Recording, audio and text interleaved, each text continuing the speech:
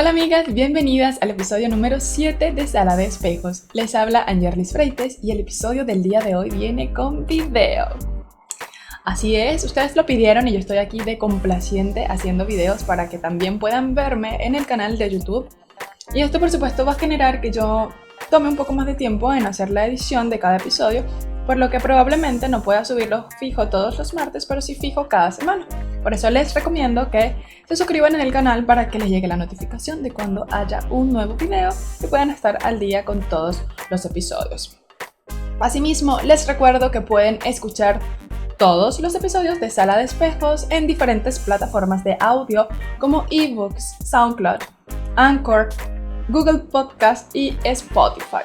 Dicho esto, pues vamos a comenzar con el tema del día de hoy. El tema del día de hoy, la muerte y el duelo, pues quise tocar este tema porque mi madre cumplió 6 años de haber fallecido. Y bueno, en esta época siempre me pongo bastante nostálgica y triste. Podría decir que triste, obviamente porque es como revivir ese momento, como trasladarme a hace 6 años y volver a, por instantes, a sentirme como me sentí, lo que sentí, o recordar ese sentimiento, más que sentirlo de nuevo, porque no podría, sería una exageración decir que siento lo mismo que sentí en aquel momento. Pero me parece que es una situación que es importante hablar, aunque sé que es delicada, pero también sé que cada experiencia de las personas siempre pues le enseña algo a los demás, entonces quería comentarles a ustedes esa experiencia y por supuesto acompañado de las 5 etapas del duelo después de la muerte. Y por supuesto también comentar cómo fue mi proceso en cada etapa. Cuando mi madre murió yo tenía 19 años de edad, estaba estudiando en la universidad, no estaba trabajando, por lo que pasaba bastante tiempo con ella y a mi madre le dio un infarto, no fue una muerte que, digamos, estaba esperando porque había pasado un proceso de enfermedad que implicaba de que, bueno, probablemente en pocos días se mueran. La verdad, eso no pasó, mi mamá estaba muy bien y un día le dio un infarto y ya falleció. También en esa época estaba asistiendo a una emisora como aprendiz, aprendiendo a usar la consola, a sacar videos, a sacar programas al aire, ese tipo de cosas.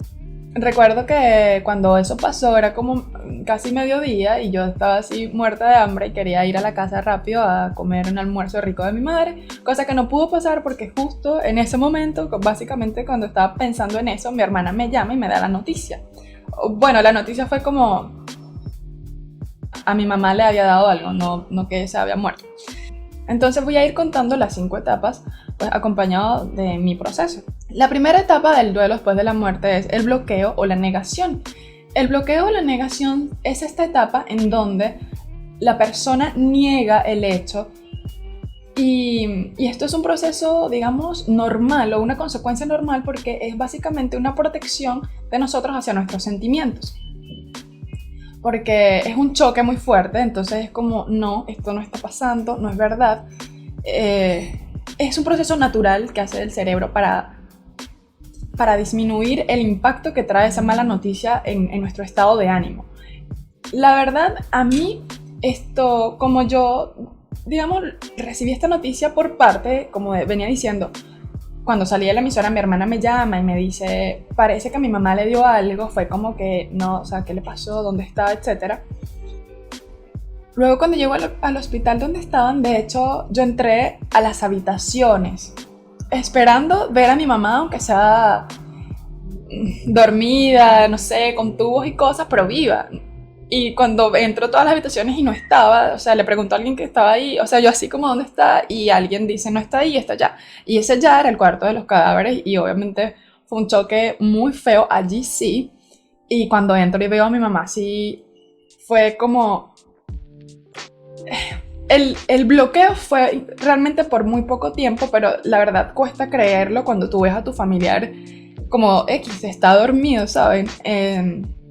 No había gran diferencia cuando estaba dormida, lo único era que estaba muy fría y mi mamá generalmente era muy calientita, entonces fue un choque como no puedo creer que esté mi mamá ahí y además que esté muerta. O sea, mi mamá está muerta. Fue un proceso duro de asimilar y digamos que mi proceso de bloqueo no fue mucho tiempo, pero sí estuvo por algunos minutos.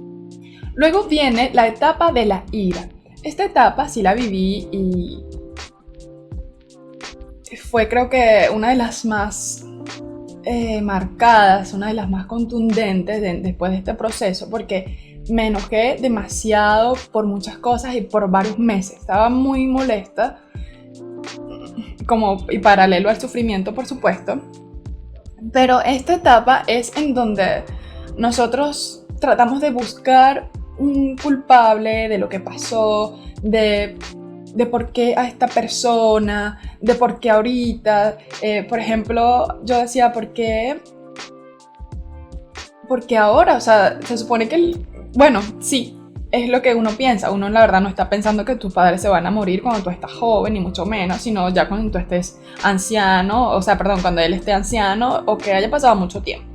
El enojo también va porque, no pude hacer nada para evitarlo, ya está hecho, no puedo hacer nada, se murió y listo. O sea, no hubo un consenso de qué puedo hacer para evitar este hecho. Yo me enojé también y creo que eso me hizo cambiar mucho mi perspectiva de las religiones y de la vida y de la muerte, por supuesto.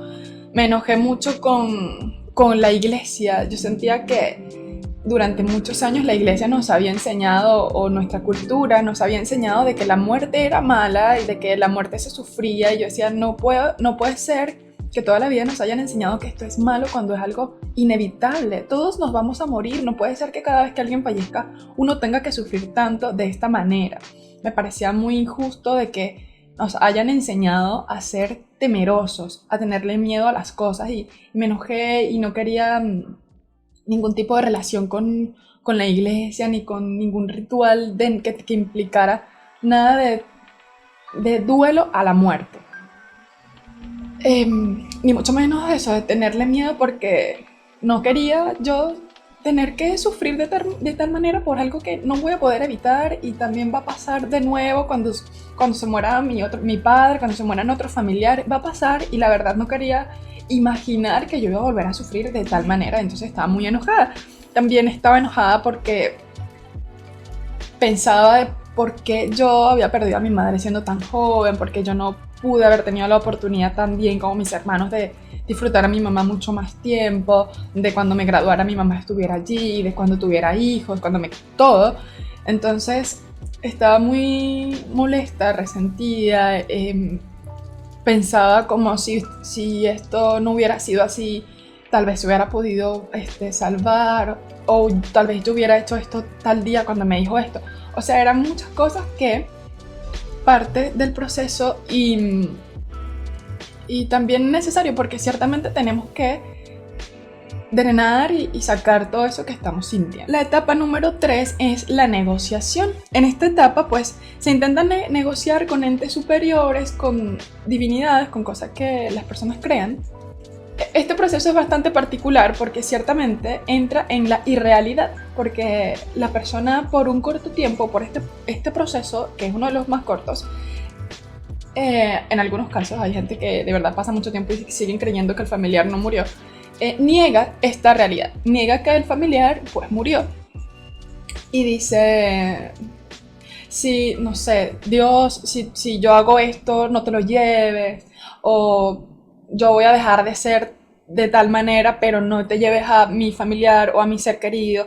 Es intentar una negociación, pero como dije, este proceso la verdad no dura tanto porque es bastante irreal y ya no hay nada que hacer, ya el familiar falleció y hay que pasar a otra etapa, por supuesto, que también implica el aceptar que la persona ya no está. Y mientras, digamos, más rápido se acepte, también más rápido vamos a poder superar ese proceso o ese hecho. Este proceso yo, digamos, no lo viví porque, como les dije, yo la verdad sentí bastante rechazo acerca de cualquier cosa religiosa, etc. De hecho, creo que ni siquiera en ese dolor mencionaba a Dios, porque era como, no sé, sentí que dejé de creer en todas esas cosas que me habían enseñado y en lo que había creído todo este tiempo. La verdad nunca fui muy creyente de la Iglesia Católica o de ninguna otra cosa, pero pues era eso lo que yo sabía y lo que me habían enseñado. Entonces, la verdad, esto yo no intenté negociar con alguien, o sea, la verdad me está pasando. Yo por el contrario trataba de pues pensar o tener pensamientos en donde justificar de que lo que estaba pasando pues estaba bien, de que era mejor, no sé, mi mamá ya estaba descansando, ya no va a estar sufriendo por tales cosas, también la situación en Venezuela estaba empeorando, entonces era como que bueno, no va a tener que sufrir el proceso de que no hay comida, de que no hay medicina, de la inseguridad, etc. Trataba de justificar este hecho de cómo hacer ver que no era tan malo lo que había pasado. Luego viene la etapa de la depresión. En esta etapa pues también es una de las más dolorosas, más tristes, porque entras en un periodo en donde nada te importa, estás tan sumergido en el sufrimiento que la verdad no sientes ganas ni de vivir tu vida, no sientes nada de ningún tipo de sentimiento hacia los demás, estás como viviendo esa realidad y entendiendo en serio de que esa persona no está. La verdad es una etapa muy ruda y puede durar mucho más tiempo que cualquiera de las otras etapas. Y a mí particularmente en esta etapa pues me dio bastante por escribir, escribía mucho lo que estaba sintiendo, cuánto la extrañaba, cómo iba a ser mi vida ahora, era muy muy fuerte todo lo que allí escribí. De hecho hace como un año y medio lo leí de nuevo y era como wow, estaba demasiado mal, incluso habían frases en donde decía que no quería seguir viviendo, para qué, etcétera. Y por supuesto leer eso de mí era como, sentí mucho dolor el haber leído ese sufrimiento que tuve. También en esta etapa no quería estar en la casa porque era llegar y que no estuviera, era que yo llegara a la universidad y no me iba a preguntar cómo me había ido, etc. Fue muy duro ese proceso de adaptación y por supuesto todo eso reforzaba como esa tristeza que sentía. Y por último está la etapa de la aceptación. En esta etapa pues ya se entiende de la ausencia de este familiar y se busca o se comienza a interesar en hallar la solución o la forma de vivir con esta ausencia y pues de tratar de estar en paz. En este proceso pues generalmente las personas buscan ayuda a un profesional y eso lo recomiendo bastante, ir al psicólogo para trabajar estos sentimientos porque la verdad no nos enseñan a vivir con esto, a trabajar lo que es la muerte, a trabajar lo que es el proceso de la pérdida de un ser querido y también es absolutamente normal que nos duela, que suframos porque somos seres humanos, no podemos negar que duele y que se extraña, pero sí creo que se puede aprender a llevar este proceso de la mejor manera y que no se sufra tanto como cuando la verdad no sabemos nada de esto y creemos que no va a pasar o también creemos que es algo malo lo que está sucediendo. Como les dije, pues importantísimo buscar la manera de trabajar ese duelo, de canalizarlo y pues ir a terapia puede funcionar bastante. Encontrar pues, un psicólogo adecuado que te ayude y te ayude a drenar esto y a superarlo. En mi caso, la verdad les confieso que fui al psicólogo como 3 o 4 años después, porque en ese tiempo, en esos 3 o 4 años, la verdad no sabía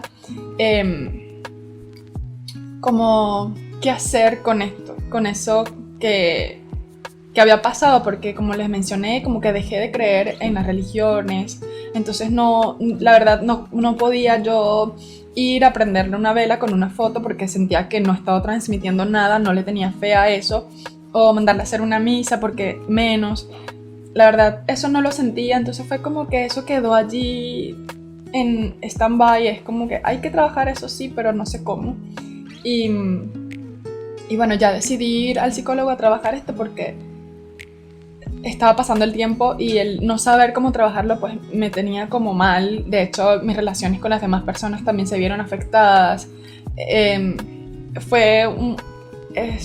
Ir al psicólogo era absolutamente necesario y pues lo descubrí luego de haber ido.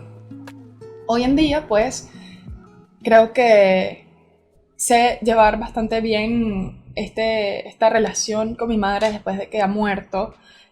He sabido encontrar la paz, he sabido conectarme con ella y esto no significa que hablamos por teléfono, que la escucho ni nada de eso, pero desde mi corazón transmitirle pues todo el agradecimiento por quien fue, por la mujer que fue, la amiga que fue y por supuesto cuánto me amó y cuánto me lo demostró y yo a ella, y eso me deja también muy tranquila. Demostrarle pues esa felicidad que me da el pensar cuán feliz fue y así la recuerdo porque así fue una mujer feliz, alegre y así pues quiero recordarla siempre y por supuesto en esos momentos en que nos demostramos cariño, amor y amistad. Con esto pues quiero invitarle a 3 cosas particularmente. El primero es que tratemos de ver la muerte como algo natural. La verdad es un proceso o es un hecho que no podemos evitar y el tenerle miedo también es vivir como angustiado por algo que la verdad va a pasar y que es necesario. Imagínense que no se murieran las personas, habría sobrepoblación y también pues la muerte es un proceso regenerativo, digámoslo así, como cuando vamos a dormir necesitamos ir a descansar para levantarnos luego renovados y con más energía. Esto pues lo pienso yo así porque yo creo que existe vida después de la muerte y pues me gusta verlo o compararlo con el proceso de ir a dormir. El otro punto, que demuestren el afecto hacia sus seres queridos ahora. Ahorita que están allí, que pueden escucharles, que pueden verles, que pueden retribuirles el cariño y no esperar hasta que este familiar o este ser querido se muera para demostrar o para decir cuánto le querían o cuánto le estimaban o cuánto le admiraban, porque lamentablemente ya no va a poder escucharlo. Es una pena para mí cuando veo, por ejemplo, en redes sociales que alguien muere y entonces es allí cuando las personas comienzan a dejarles comentarios de todo lo que fue, de todo lo que significó. Yo entiendo que esto también podría ser un proceso de catarsis, pero la verdad esa persona ya no está, ya se fue, no lo va a leer y entonces aprovechen ahorita que están vivos, que pueden escucharles para transmitir esos sentimientos de afecto y no esperar hasta que se muera porque va a ser inútil. Y el último punto, para quienes tienen seres queridos que han fallecido, les invito a que les recuerden de la manera bonita, de que no recuerden el hecho en el que esa persona se fue, sino todo lo lindo que pasaron cuando vivió, todo el sentimiento que tienen, si es amor, si es agradecimiento, si es admiración, como recordarlo desde esos sentimientos y no desde el sufrimiento, porque de alguna manera eso pues se proyecta y la verdad yo creo que el mejor regalo o el mejor tributo que le podemos hacer a nuestro familiar muerto es recordarles con cariño, recordarles con amor y no mantenernos sumergidos en el sufrimiento por esa persona. Porque creo que si era un ser querido no va a querer que nosotros estemos sufriendo porque ellos ya no están. Creo que el recordarlos de una manera linda es mucho más agradecimiento que estar sufriendo porque ellos ya no están, ¿sí?